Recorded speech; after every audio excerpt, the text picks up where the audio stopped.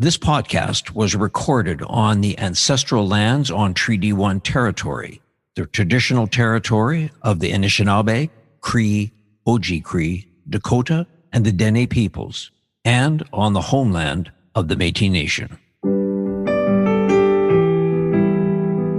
This is Humans on Rights, a podcast advocating for the education of human rights.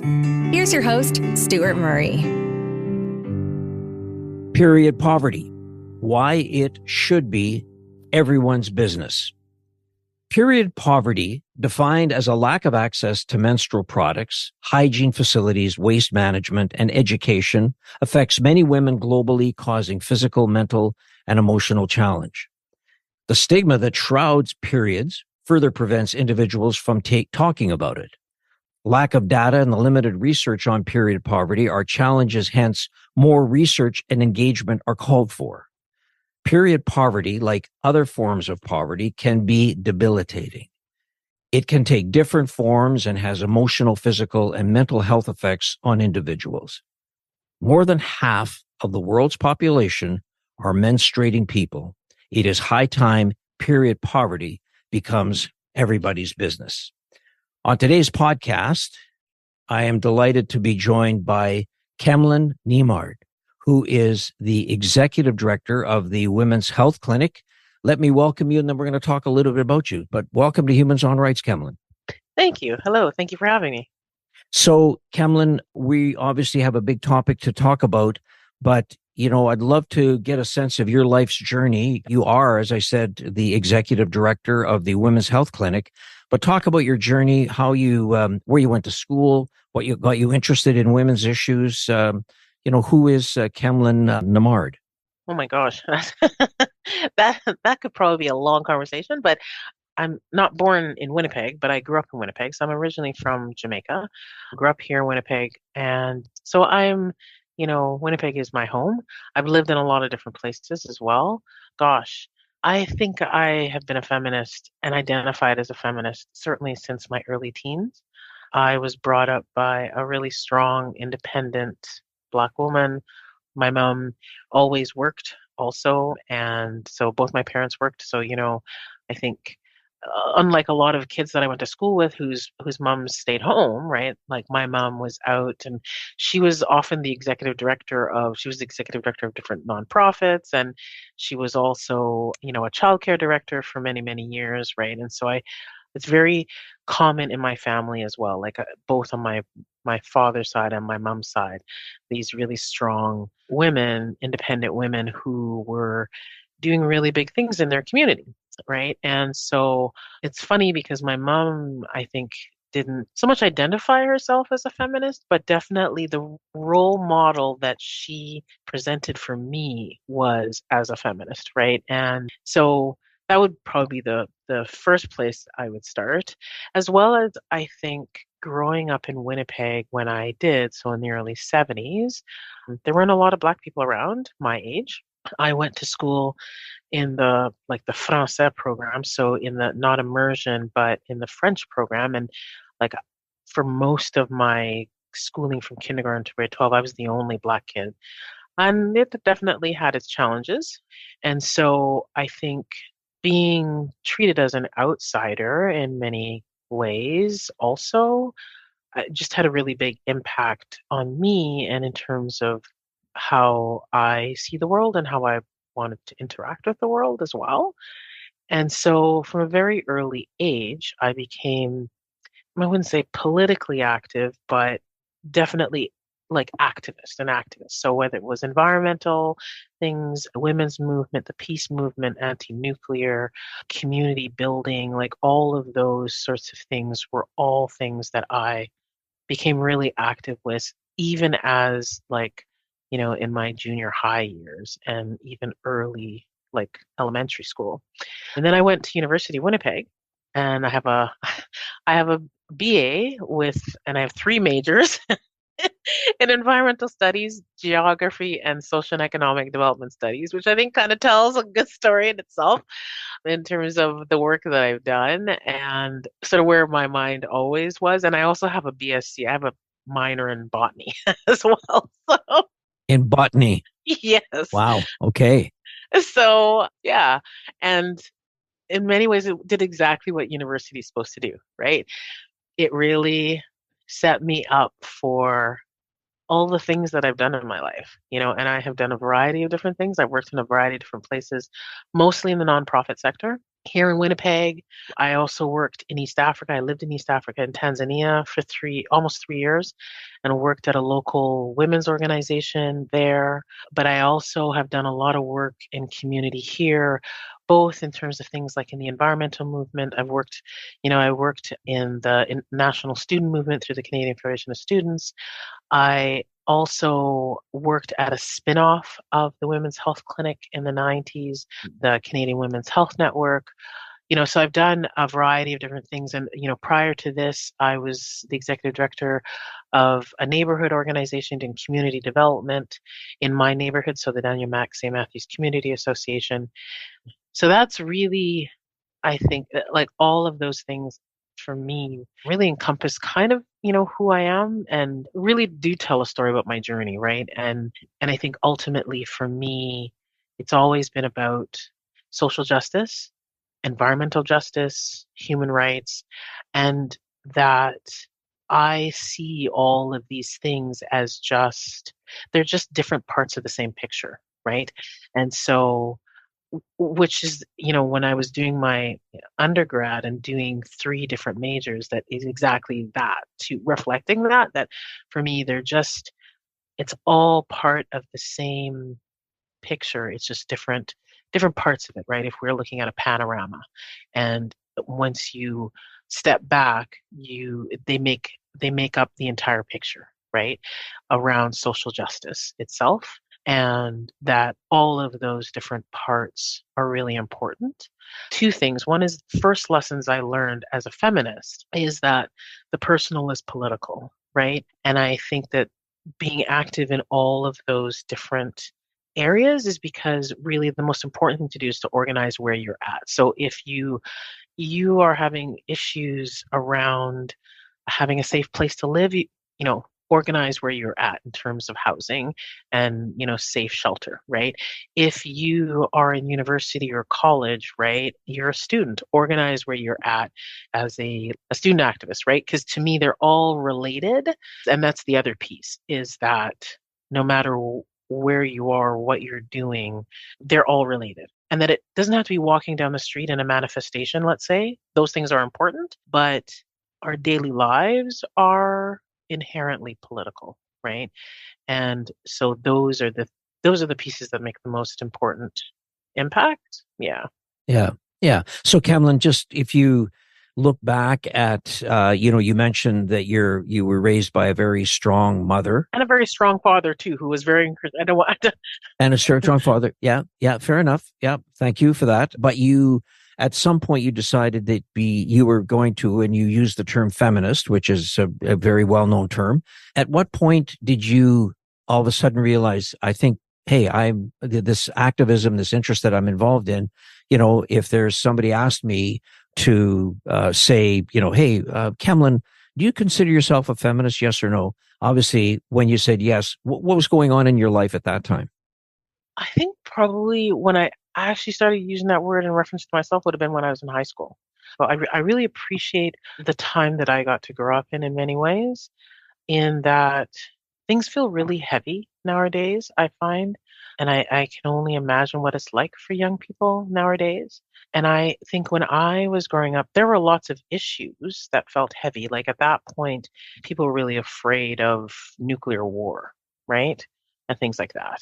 But there was just more space, I think, that felt less ominous, right? And so I was really active in the community in a variety of different things. I was in the peace movement, and it all to me made sense. And when I looked at sort of, what was going on around me, and as a woman, as a young woman, my place in that, right, seemed to me that the feminist movement was a really important part for me to be a part of, right?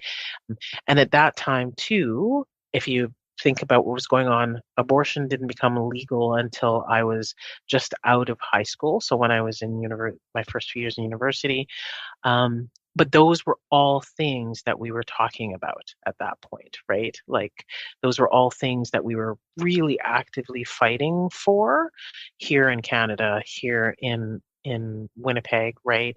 And so, yeah, it just made sense to me that Right. No. Listen, what I love about it is I mean, you're giving kind of this life journey narrative and does culminate in what you've been interested in and finding yourself now as the executive director of the Women's Health Clinic.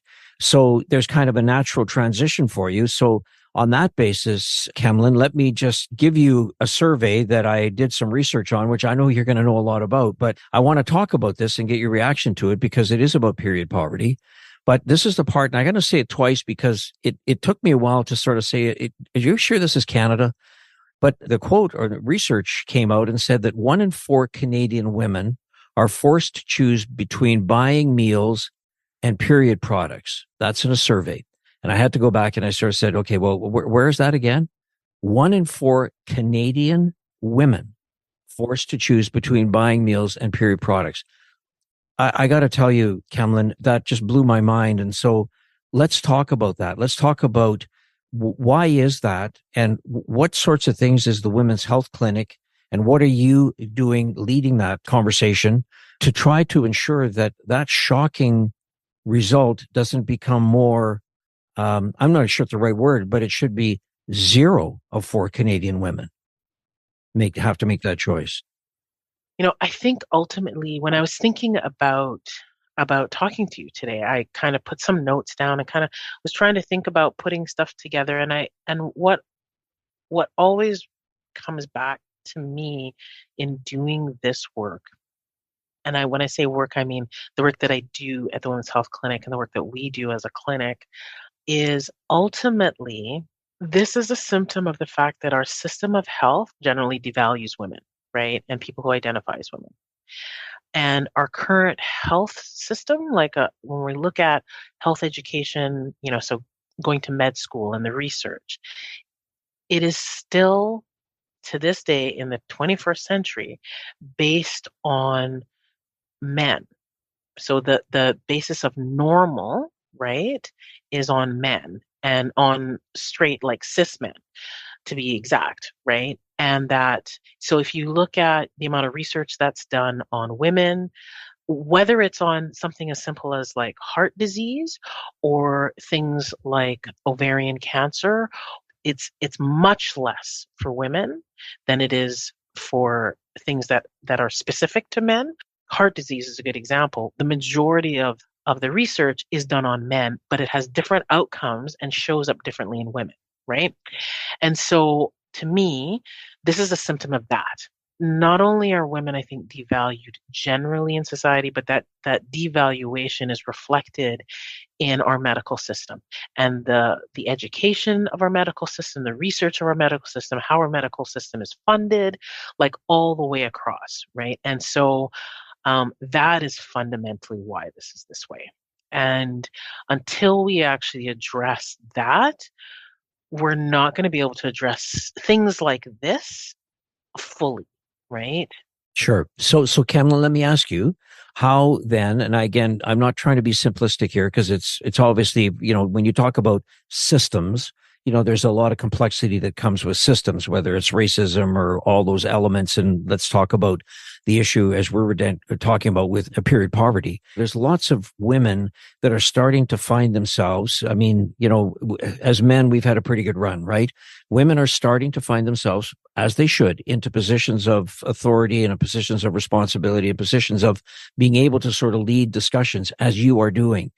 How would you see that process becoming much more everyday conversation? For example, it just strikes me, and again, I've just done the research, and I should tell you that I'm, married, and I have 2 children, two daughters, and it would just seem to me that the issue of, and correct me if I used the right or wrong word here, when you talk about menstrual products, I mean, some people talk about feminine hygiene, some people talk about hygiene products. I don't know if there's a specific word or that should be used or shouldn't be used.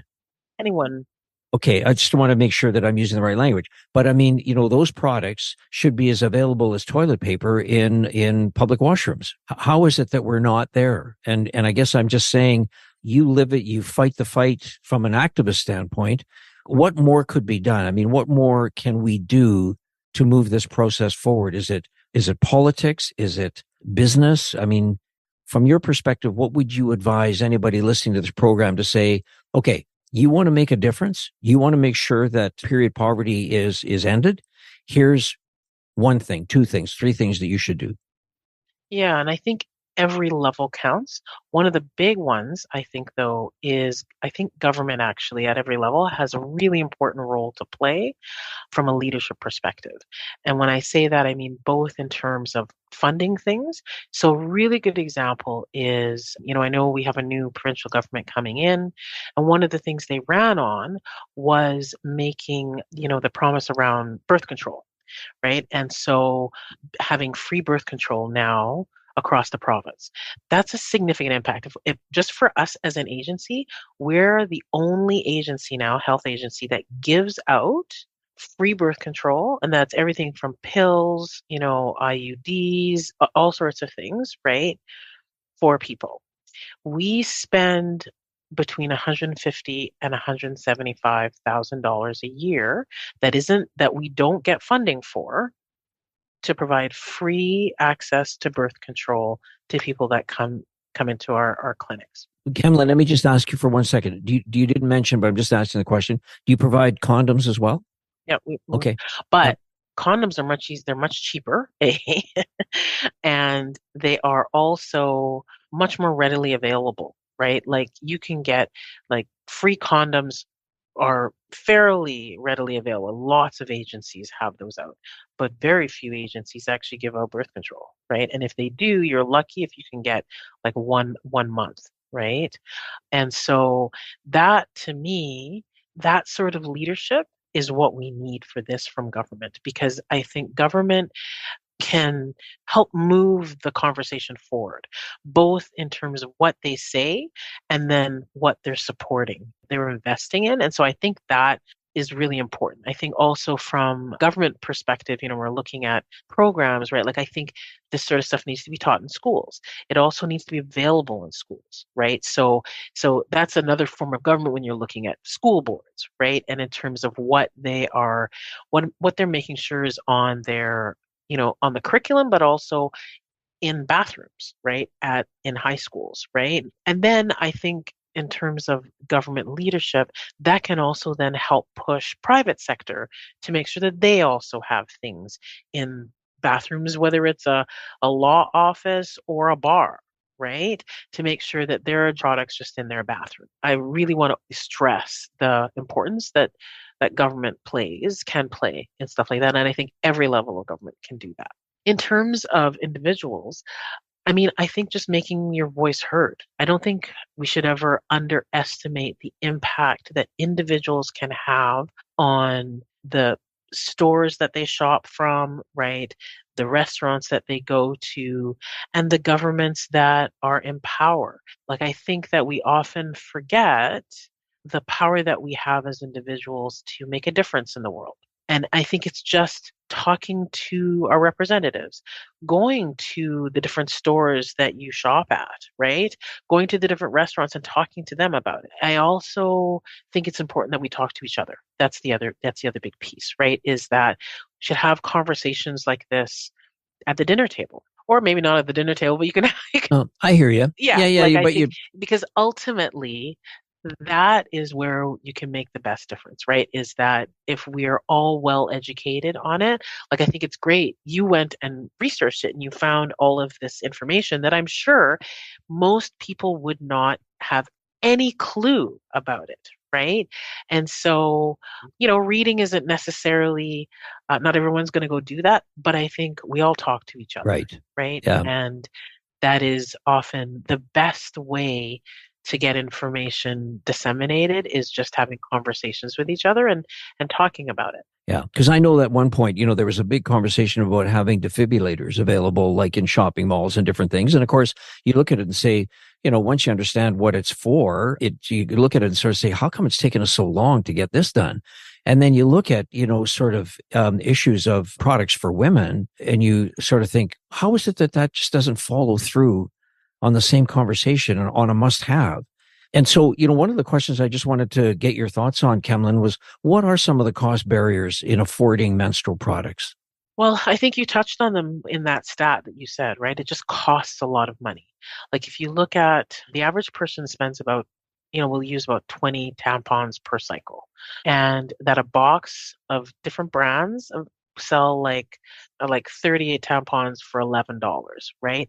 If your average is 20, it won't get you through two cycles, right?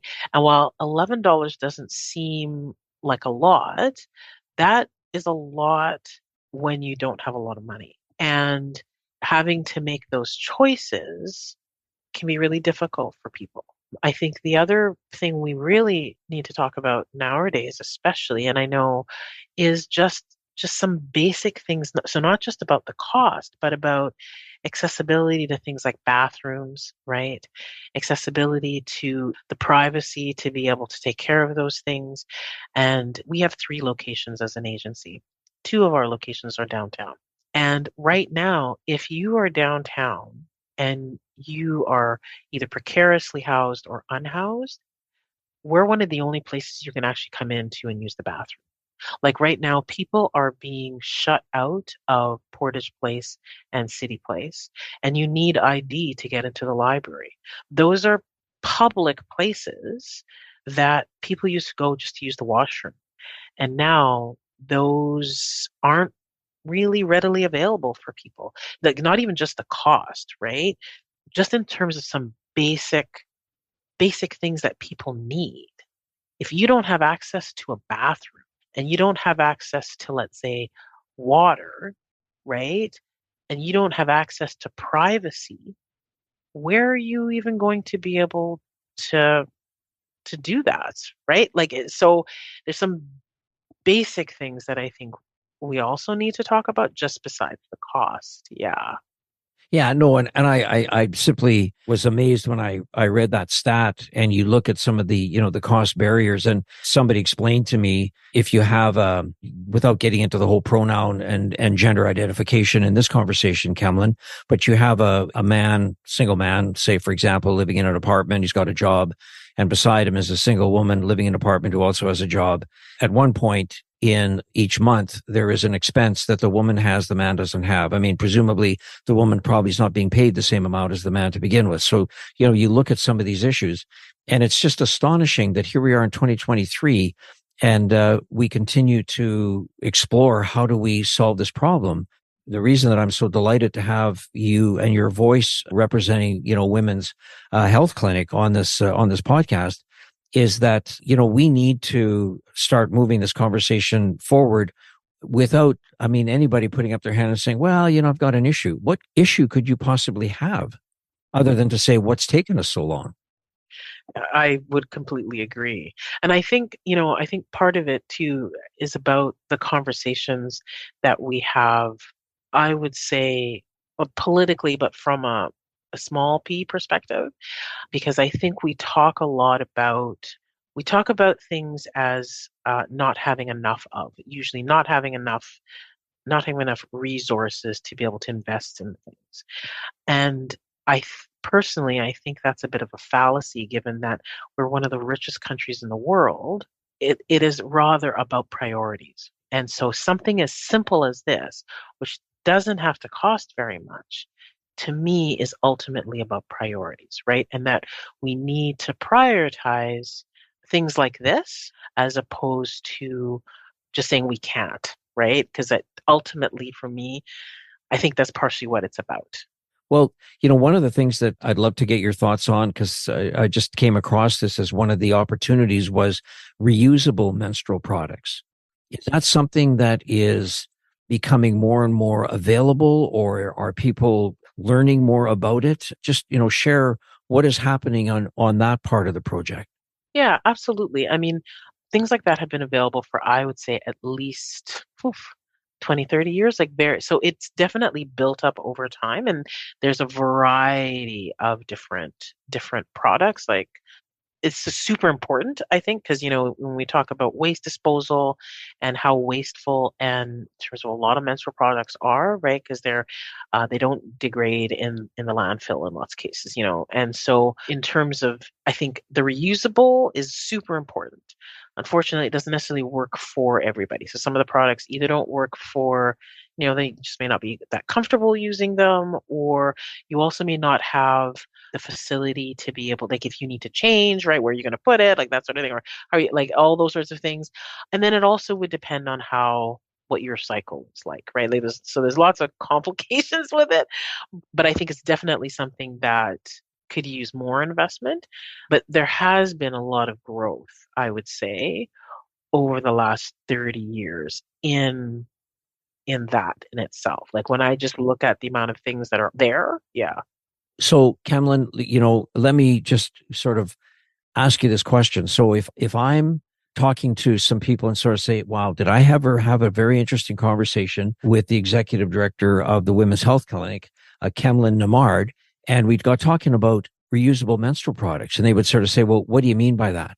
So let me just dive in for a second. Tell me specifically what products are reusable. How does that work? Because I really don't have an understanding, and I'd like to be able to sort of share that with somebody who asked me the question. Yeah, because some people use pads, some people use tampons, some people use a mixture of both, and that's strictly often just about comfort and other things, right? So there are things like instead of using tampons, you can use something. There are different things that are like cups basically that you can use, so you can just empty them out, right, and wash them out, and then use them again. There's those. And then you can also often things like underwear that have either reusable, like washable pieces that you can put in and take out, right?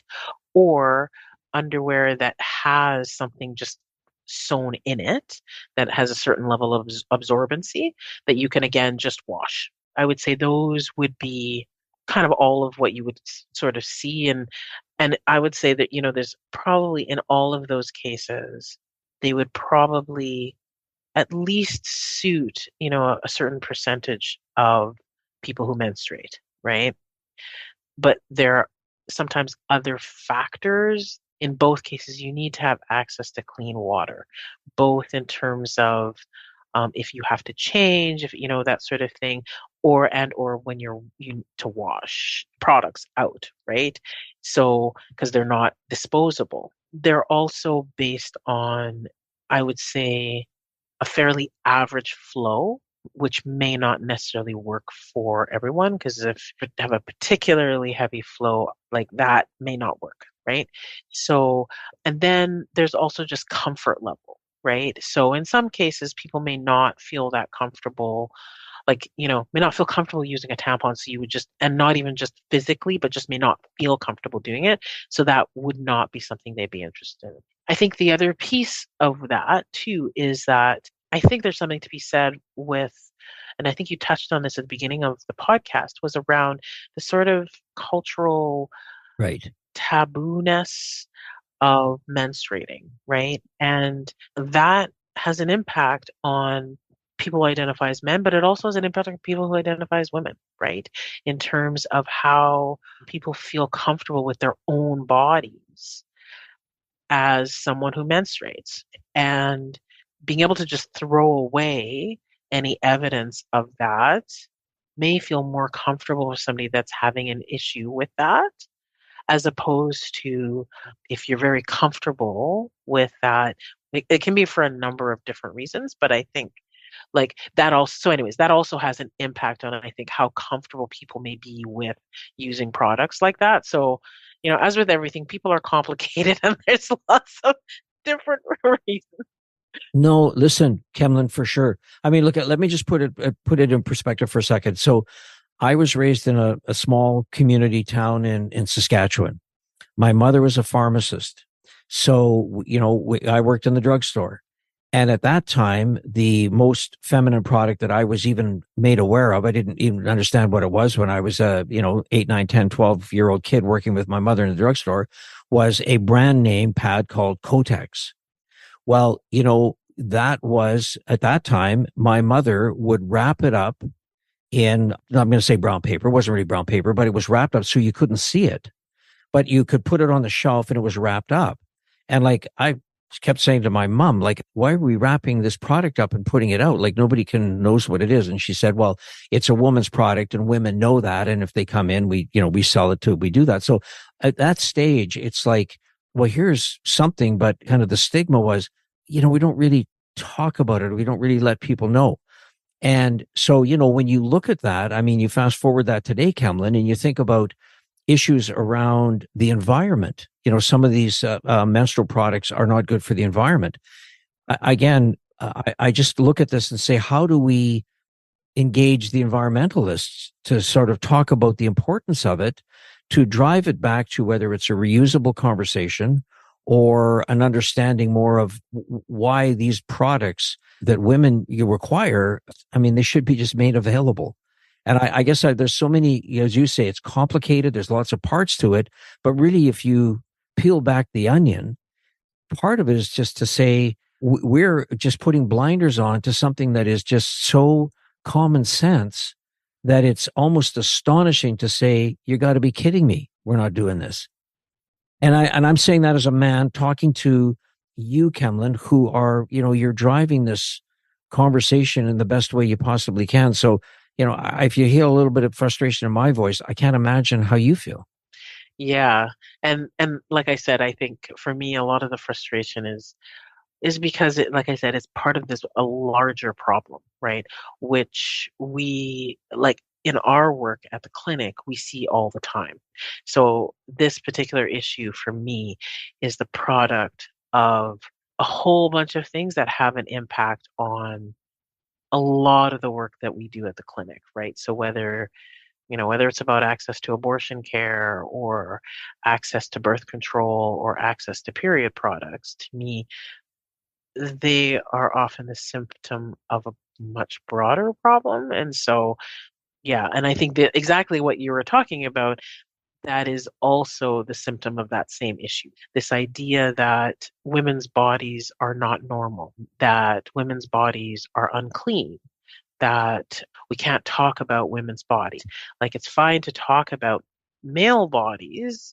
Like, if you even in the sort of public sort of colloquium, like, people talk about male bodies a lot more and different things about male bodies, but talking about women's bodies, except often in a derogatory way, is even now, which I find it's crazy that we're in the 21st century, a quarter of the way through basically, and it's still an issue. And so, but that fact is still true. And to me, it's also why we have to start talking about these things in school, right? We need to actually talk about these things so that kids are comfortable talking about it, so that they're comfortable with their bodies, right? Because that's ultimately what it is that they need to be comfortable with their bodies. They need to be comfortable with what's happening in their bodies. Like, when I think of a good example is similar with me, my growing up, and these changes are happening in your body. And there's no way my dad would have talked to me about it, right? And even with my mom, she would talk to me about it, but it's kind of on hush hush, right? And so, and really, the human body is an incredible machine that we are so blessed to have, right? And we should be just counting our blessings in every different way about the amazing things that our bodies do, regardless of our gender. And so we should be able to celebrate that. And we also should be able to learn about it from a very early age, right? And be able to talk openly about it. Yeah. So Kemlin, have you had any experience talking with educators, just say here in the province of Manitoba, around how to introduce that into the curriculum? Has that conversation taken place? Or in fact, if it has, maybe it's moved forward, but I'm just not aware of it. So is there something taking place at that level? period poverty, not so much, but certainly we actually do stuff in schools. Like, so as an agency, we have like health educators that do things in schools and do health, like actual health education. There are lots of community agencies that do that. And, as we saw in this last election, it became a hot topic in terms of what's talked about in school.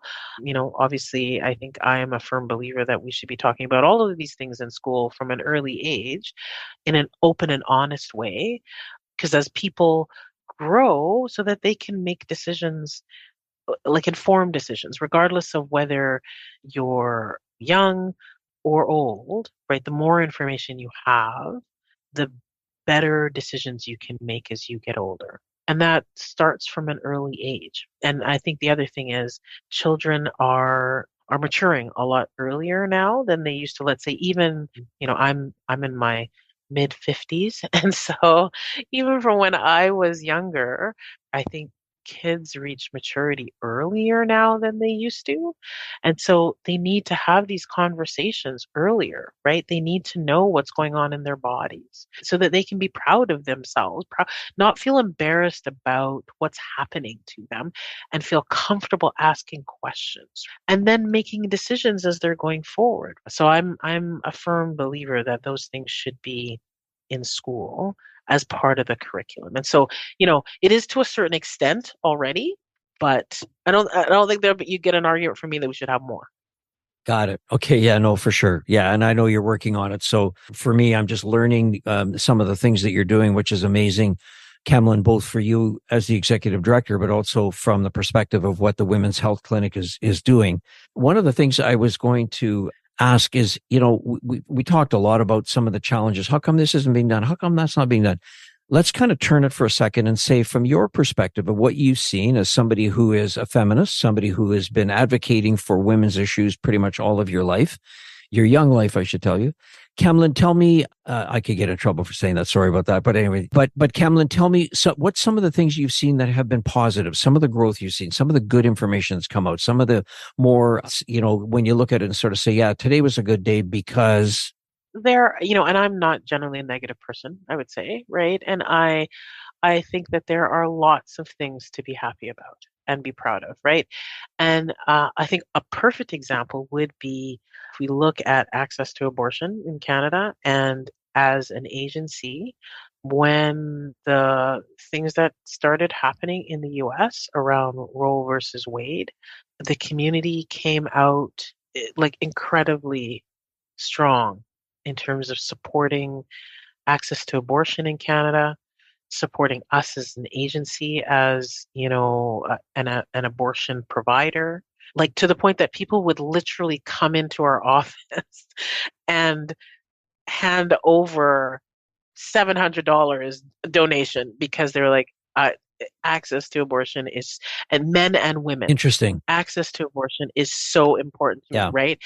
And that to me is so important for people to know. And it also so important for people to remember that we cannot remain silent on it. So, because it's not just about money. Money is super important, obviously, to make sure that we can continue to provide access for people. But it's also, like I was saying earlier, it's also about talking about it at our dinner tables, talking about it, when we're out for drinks with friends, talking about it with our elected officials, about why these things are so important, right? That would be a really positive thing for me. I think that's happened over the last little while, right? Is because there has been such a strong outpouring of support. And especially when you compare with the news coming out of the US in particular, like it's like, wow. It's like night and day. Yeah. I mean, there's always been comments have been made that maybe if there's a wall to be built, maybe it should be at the 49th parallel versus, right? So that's conversation for another day, Kemlin. Kemlin, one of the things that I did want to share though, because again, for me, I have done a podcast with Winnipeg Harvest. It's now Harvest Manitoba. They changed their name, but I did not realize that you can donate menstruation products to most food banks. And I mean, is that something that has been, widely broadcast, or have I just missed it? Or well, I think it's one of the things a lot of agencies ask for. So, it's certainly something that we would use, right? It's certainly something that any women's organization would use. Anybody that works with people who are unhoused or precariously housed would use, as well as places like food banks, right? It's because it's one of the things you'd buy in your grocery store. It should just be exactly that. I mean, we need to eat. Women menstruate. They need menstrual products. Like, why is that not more connected? And they're expensive, right? It's expensive. So that's the other piece, right? Is that, if you're looking at how much you're going to pay for that versus, getting some milk and eggs or whatever whatever you eat, right? Like it's quite a bit. Yeah, I mean, I love the fact that, I've been trained just to sort of even sort of repeat the mantra that Winnipeg Harvest, again, always saying that it's changed to Manitoba Harvest now. But when they started, a lot of the big events they went to, there was always a comment to be made, put a tin in the bin. And, that just makes sense to me. I understand. I mean, that could be a tin of soup, a tin of beans, whatever it may be. But it would be interesting to see if there was a way to integrate. And again, part of it is because of this kind of the stigma. It's saying, did you say something about putting menstrual products? You get into that and people all of a sudden clam up and they're not even sure. I mean, I'm just, looking at it and trying to explore in my own mind to say, somebody said to me, okay, Mr. Smarty, what would you do if you were in charge of changing the slogan from tin to a bin? I don't have that answer. But what I do know is that I think if people were made aware more, and at least something that I'm going to talk about with people that I know, particularly, the time of Christmas when there's people looking to donate and people looking to sort of be generous and that spirit of generosity, is to say that, did you know? Because sometimes people sort of say, gee, we're not sure what we should be donating to. They don't have to, but if they're made aware of it, maybe it's something they would say, wow, okay, let's do that. I mean, that's important. I love that idea. And it's really funny you should mention it because I think exactly talking about it like that is so important. And it's one of the things that people have reflected back to me since I've been in this role at the Women's Health Clinic is, I've done a lot of different media and especially, done a lot of stuff obviously around Roe versus Wade falling and abortion access, but just generally speaking, done a lot of work with media and stuff. And people have actually commented to me that I talk about abortions just all the time, right? As it's one of the things that we do. It's not the only thing we do. We provide birthing services at the birthing center down on St. Mary's. We provide pregnancy counseling and birth control counseling and abortions and regular counseling and all sorts of stuff. But abortion is another example where it's like they have to talk about it under a hush. And so, but I think the more you talk about it, so the more that you just use the words, right, the more comfortable people become talking about it and it helps to normalize it. And so I think your idea is a great idea, right? Because then it just does become more normal. It doesn't seem like such a taboo anymore because people are comfortable talking about it. People are comfortable hearing about it. Right. So maybe we could try this one on for size. Let's end period poverty, period. Oh, I like that. Yeah. Anyway, just having some fun. I was just thinking, so are you going to register that or can we maybe use it? No, listen, please, Kemlin, swing. I'd love it if you did it. I mean, to me, again, it's just one of those things that, I mean, it's such a serious part of this conversation, but it needs to be solved and we need to move on. Like there's lots of other challenges. But having said that, I mean, this is a huge challenge. I come back to that stat about 1 in 4 Canadian women. Blows my mind. It really does. So listen, Kemlin, this podcast, of course, is dropping on the Thursday. So Wednesday, the day before this podcast drops, is the International Day of the Girl. If you had one message that you could have the biggest megaphone to shout from the rooftops at Portage and Maine to people about the International Day of the Girl, but tying it in, if you can, into period poverty, what might that message be? Oh my gosh, that's a tall order. Well, you're standing on a tall building. One message. Well, I like your slogan, actually. Let's end period poverty, period. Right. Yeah. Well, you know?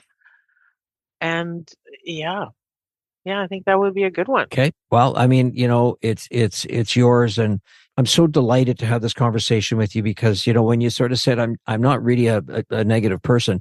I mean, I just haven't met you other than through this conversation. You clearly are not. You are look at like a joyful person, full of life, full of energy, full of, vigor. And obviously somebody who is very passionate about women's issues, among other things, community for sure.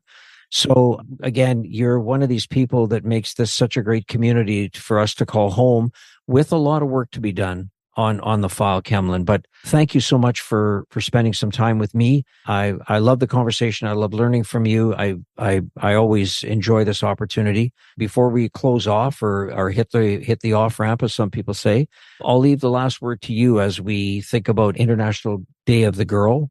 And you as a champion for so many issues. I'll leave the last word for you, and then we'll say goodbye. Okay.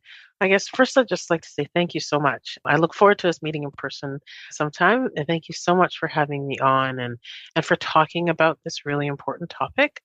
Talking about it, I think, is probably the most important thing that we can do. Talking about issues generally, right, is having the conversation, and I really mean conversation, not having a debate, and really listening to each other and hearing each other, I think is super important. And so thank you so much for having me on, and this has been a great conversation. Yeah, I would just like to say, make sure that we all go out and honor all the girls and women and in our lives, right? And if you identify as a woman, as a girl, honor yourself too. Because before we should ask anybody to do it for us, we should do it for ourselves. And so just take that time to do that. So, yeah. Awesome. Kemlin Nembhard, thank you so much. Thank you. Have a great afternoon. Take care. Thanks for listening to Humans on Rights. A transcript of this episode is available by clicking the link in the show notes of this episode. Humans on Rights is recorded and hosted by Stuart Murray. Social media marketing by Buffy Davey. Music by Doug Edmond. For more, go to humanrightshub.ca. Produced and distributed by the Sound Off Media Company.